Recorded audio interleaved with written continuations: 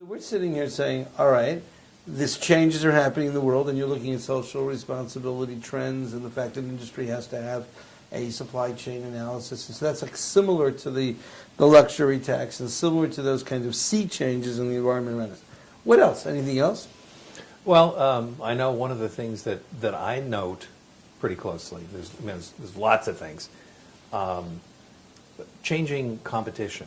It's a constant. The competition is always changing in its makeup, right? And, when I came into the industry in '79, all the retailers were worried about catalog showrooms. Look around, I'm dating myself, but today everybody's concerned with, the internet or with some other new form of competition, how to fit social media into their marketing schemes, that kind of thing.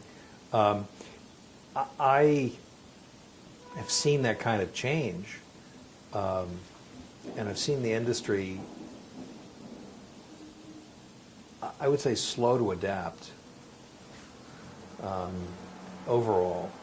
And in part, I think that's because the industry is largely made up of people and businesses that have been around for a very long time. Now, that's a wonderful thing in one sense, because you like to see those family names endure. You like to see the notion of second generation, third generation, fourth generation endure in an industry. That makes you feel like you have something going on here that you can be proud of.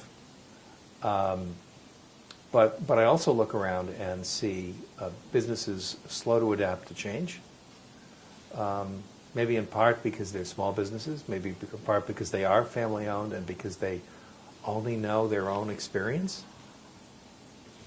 I've often wished that this industry would find more ways to bring more new thinking to the table for individual businesses to consider.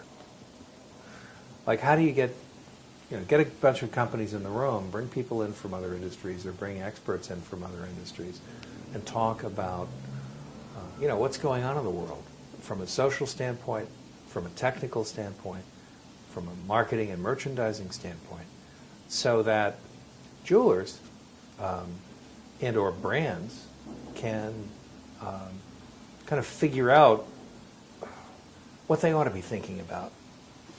And instead of thinking about the problem, like there's less business today than was yesterday, thinking about possible avenues or strategies through which to adapt and recapture and grow the business, rather than thinking about the threat and complaining about the threat. So back in the '70s, everybody was complaining about catalog showrooms. The retailers were complaining about catalog showrooms. Back in the '50s and the '40s, the independent jewelers were complaining about the so-called credit jewelers, the mall stores. The story is the same. It's just that you either believe the competition is bad and you forbid it by law, which I think all of us would agree would be pretty terrible, or you accept the fact that change is going to continue and that it's inevitable, and therefore you need to be well plugged in. You need to understand what's going on. You need to know what's really driving your business and what your customers want. And you need to remain open to change. Be flexible and adapt. And if you talk to someone, if you'd been here 40 years ago talking to people, you probably would have heard the same thing from somebody who's walked in the steps that I've walked. Change is inevitable. I know it's a cliche, but it's true. The question isn't, whether this particular aspect of change that we're experiencing today is going to go on for another 5 years or another 10 years or be over tomorrow, because even if it's over tomorrow, there'll be something else that replaces it. One of the things I observe in the current retail marketplace is the number of watch brands and jewelry brands that are opening their own retail stores. And this is very interesting because those same brands are also continuing their distribution through retail clients who are privately owned. That's an intriguing interaction of forces in the marketplace. If you're the independent jeweler, for example, and you have relied heavily on those major brands to be a significant part of your business.